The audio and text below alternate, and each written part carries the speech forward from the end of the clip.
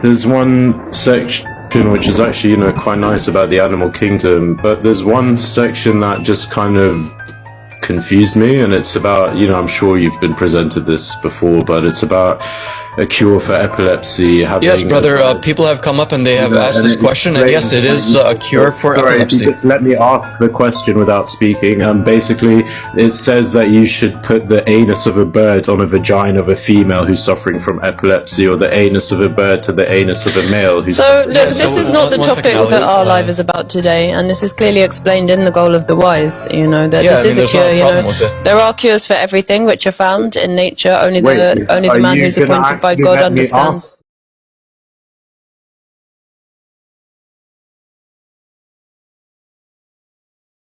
It is a cure for epilepsy. If you just let me ask the question without speaking. Basically, it says that you should put the anus of a bird on a vagina of a female who's suffering from epilepsy, or the anus of a bird to the anus of a male who's... look, this is not the topic that our live is about today, and this is clearly explained in the Goal of the Wise, this is a cure, There are cures for everything which are found in nature. Only the man who's appointed by God understands. There are cures for everything which are found in nature. Only the man who's appointed by God understands.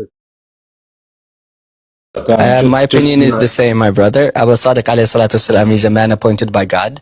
The knowledge that he has is divine knowledge. It's not worldly knowledge where it has to fit into your standards of what is right and wrong, and what is moral and immoral, and what is good or what is not.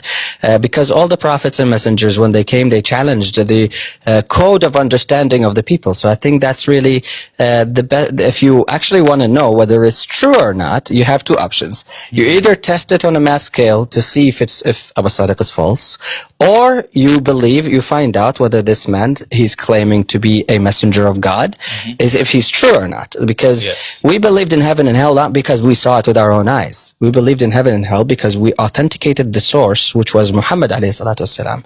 So when he told us there is something of the unseen which your brain may not be able to fathom it, and it's a different world and this and that, then we believed it. We believed it based on faith that this man does not lie. He's a man of God.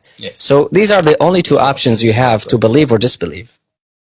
Yeah, I understand that, and honestly, I just really am just trying to have a little discussion here. So, I mean, there is no discussion about a question that is already answered. And it's a discussion, my brother. When we want to have a discussion, it's like a topic. We have a topic which we can both present our evidence for.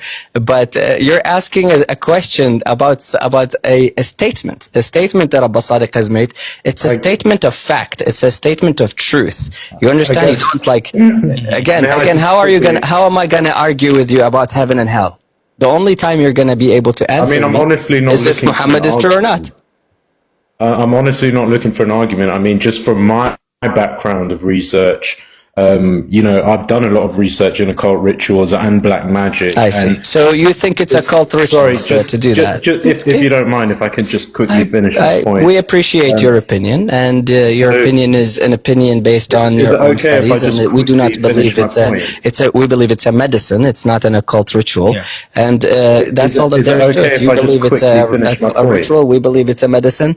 What's between us is nothing more than there's no discussion here. And I call for the Palestinian people and the Muslims worldwide to submit to the letter of appointment which I have. The will which the Prophet Muhammad ﷺ said on his deathbed, whoever holds on to it will never go astray.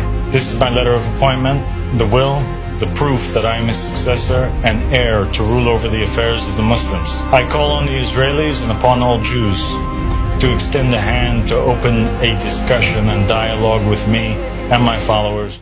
There's no discussion here, so we cannot even enter into discussion. You already have made up your mind. So we do appreciate your call, though, and your question. Would you mind if I just... I think that's really all that we can do for you. What can I say for you? Would you mind if I just quickly finish the point? Thank you so much. From my background. Thank you. Inshallah, maybe next time we can talk about how to identify the Mahdi. Then your heart will be at peace with these kind of information. There's a lot of information, lots of knowledge that the Ahlul Bayt and the family of Muhammad and the prophets and the messengers, when they came, they actually presented on the table, and the people had struggled against it. Yeah, and struggled heavily against it. And there was a lot of information that they couldn't tell the people because of their understanding was not at that level.